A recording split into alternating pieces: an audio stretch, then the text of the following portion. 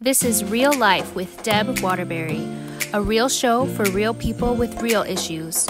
And now, here's your host, Dr. Deb Waterbury.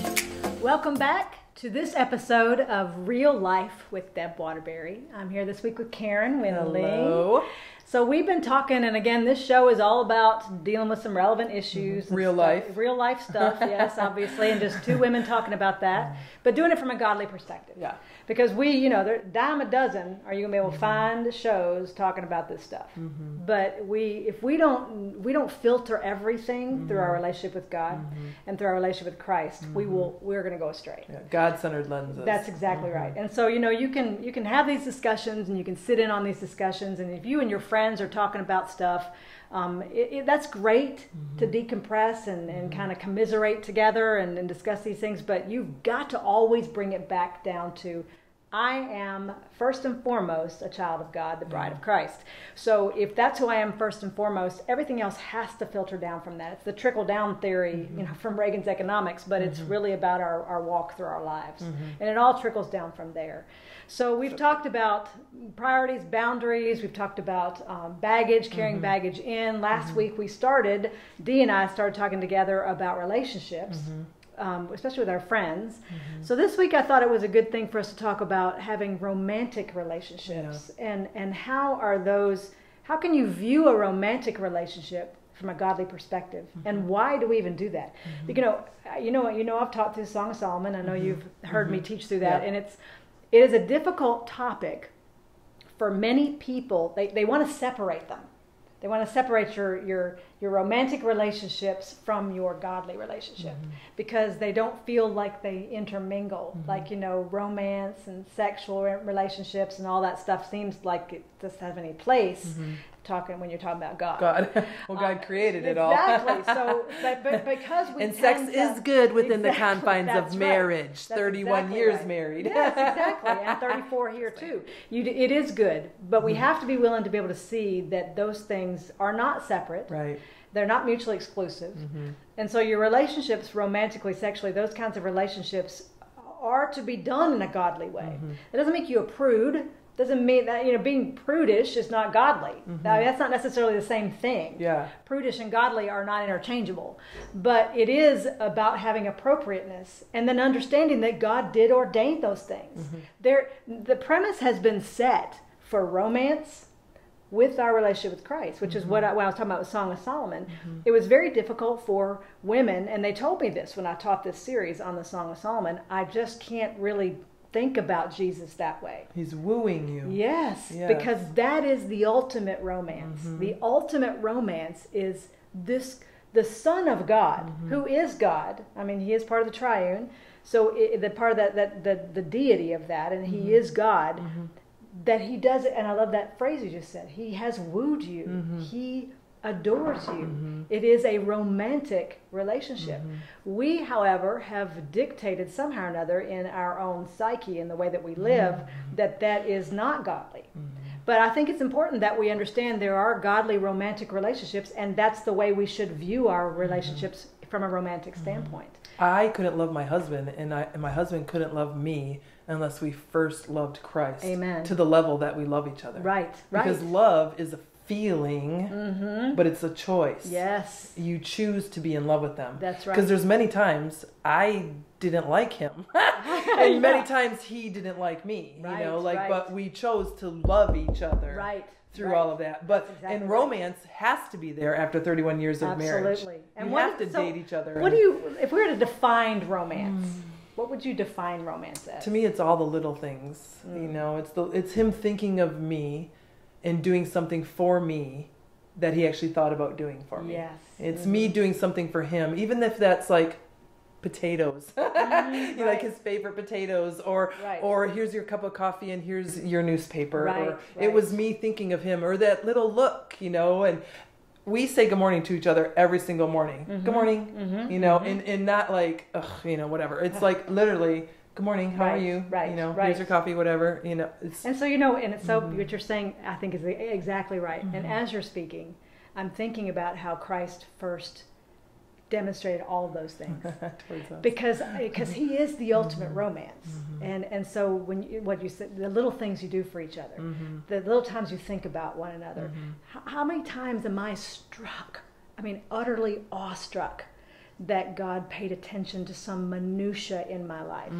And I just think he cares about me that much, that this tiny little thing, he's running the blooming universe, right? And he's the creator, and this tiny little thing he thought about. To make you happy. To make me happy and to make my life and to let you know he's there and that he loves you. That's romantic. That's romance. You just described God's love for us. And I love how even the verse says, while we were yet sinners. Yes. So no matter how my husband is acting or responding, I can show him romance and love by I can change his whole mood that day by how I first greet him in the morning. That's exactly right. And that is romance.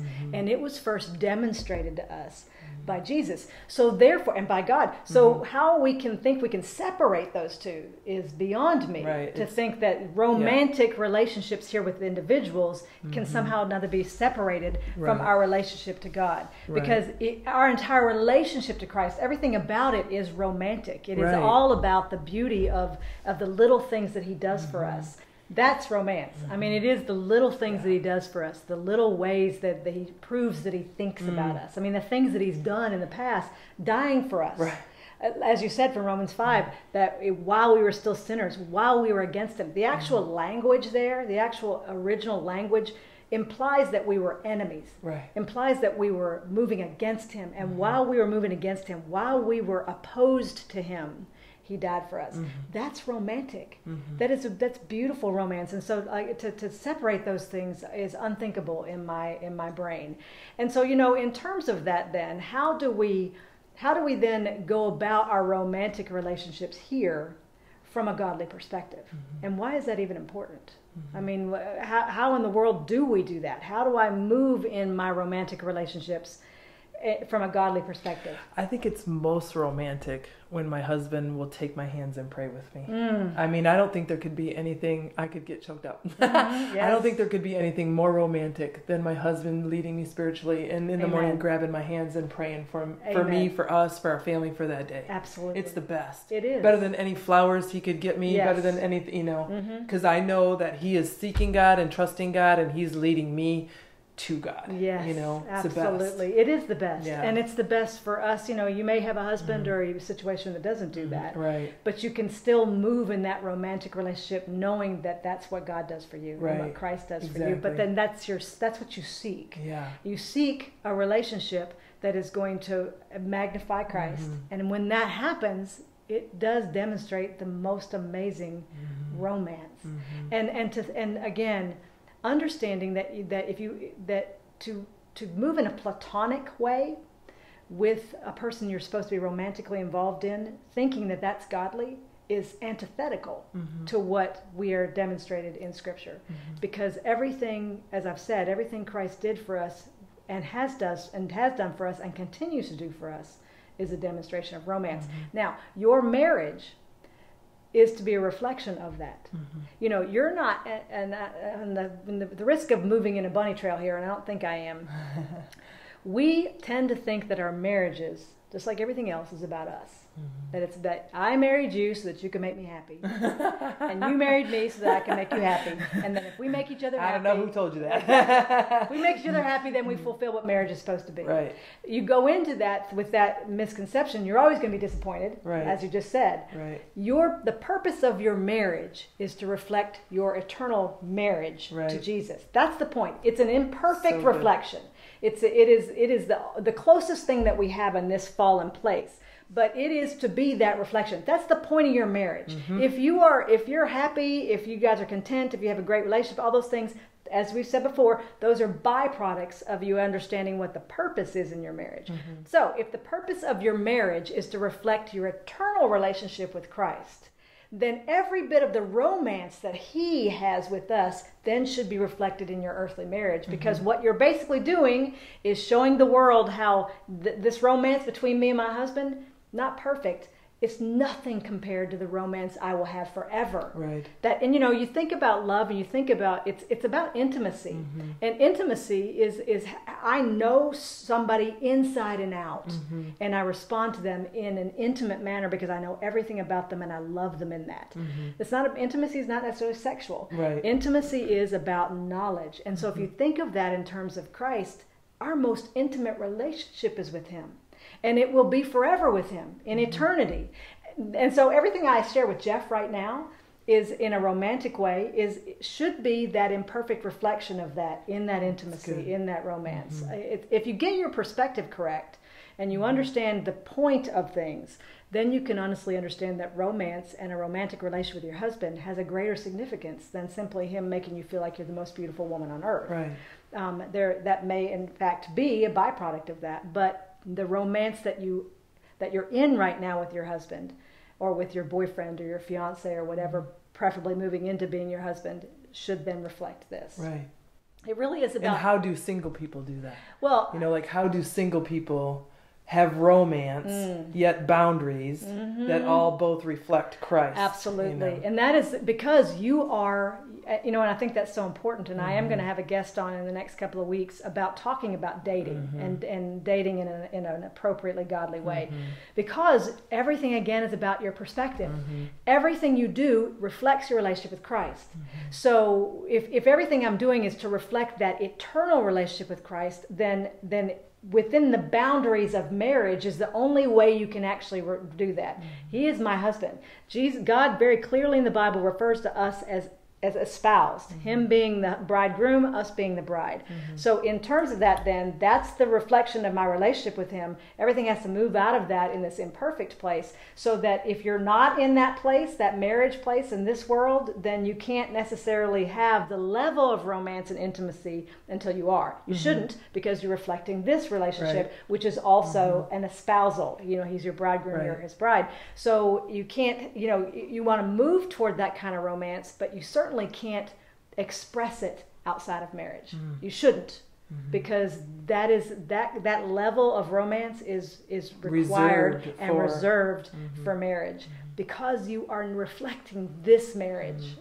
And I think what happens is our world makes it seem like it's so normal to play husband and wife, and to play house, and that should just be okay because you're trying it out to see or whatever. But that's where so many people's baggage comes from, because they've given it their all, and now everything that they poured into that relationship or whatever is now done, and they're no longer in a relationship. So now it's moving on to the next person. You're carrying all that back, Absolutely. where it was never intended to work that way. It's a perversion. Yeah, it was never intended by God to function that way. That's exactly right. And which is why it's such a good point, Karen, why we have so much baggage, why we have some irreconcilable differences where marriage is ending. The divorce rate is what it is. Because even in the church. It really has nothing to do with whether or not you're a Christian, because what we live in is a world that says this marriage is about me, and this marriage is about what you do for me and I do for you. But if our perspective becomes this marriage is about reflecting this, then we understand that the romance involved in it, the relationship involved in it, has a higher purpose, a higher significance. And to do anything other than that is a perversion. Really, romance really is selflessness. It is. Very good. It's good. thinking about the other person. And if more people were selfless, then they wouldn't be divorced. That's right. If they were always continually thinking about what can I do to make his day better? Right. What can I do to help him today? What can I do that would make him feel special? Then there would be no divorce. There wouldn't be. And that's why, I tell people who I'm counseling going into marriage, understand it's never going to be 50-50, and it shouldn't be. The ultimate romance that was displayed for me was from Jesus. He never asked a thing from me. Matter of fact, while I was giving him less than nothing, he still gave me his life. So he gave 100% for my zero. That's the perfect example of romance. That is so good. So in your marriage, you don't go into that 50-50. I didn't go into my relationship with Christ 50-50. It was 100 him and a 0 me. So when I go into marriage, I need to be given 100% and expecting nothing in return. 0% is required. If you do that, you're not being a doormat. If you love with everything in you, the person who you're married to can do nothing but love you back. That's so good. It is absolutely, Yeah, but it's got to be a selfless. That was right on the mark there, Karen. Romance is about selflessness, and you just got to look to Jesus. I mean, the God of this everything, who gave His very life when I gave Him less than nothing. And knowing that when you do that with that attitude, He will honor you. Yes. For doing that with that attitude. Right. So women who have husbands who aren't saved, right. That's First Peter 3 right there. If they do it knowing that God has called me to do this, God will honor me for doing this. Right. And really, whether or not your husband's a Christian or not, he's going to love you more because of what you're doing for him. That's exactly right. Yes. So all that to say, this romance is definitely necessary. It's important in every relationship, but it has to be done from a godly perspective, looking first at Jesus, who is our perfect, the most romantic figure that ever lived, and gave us everything for Himself. Make sure you subscribe. Karen and I love you very much. We all do. And we're not saying that we do it perfectly. Oh, no. Goodness gracious, I mess up this all the time. Every day, all the time. Ask my husband. But what we know is that we have this as our goal, and God does honor that. He honors a heart that moves toward Him. So do that. God bless you all. Love you very much. See you next week. Thank you for joining me today on this episode of Real Life with Deb Waterbury. I hope it's been a blessing to you as much as it was to me. You know, if you want any of my books or information on articles or any of my speaking engagements, you can go to my website at debwaterbury.com. God bless you.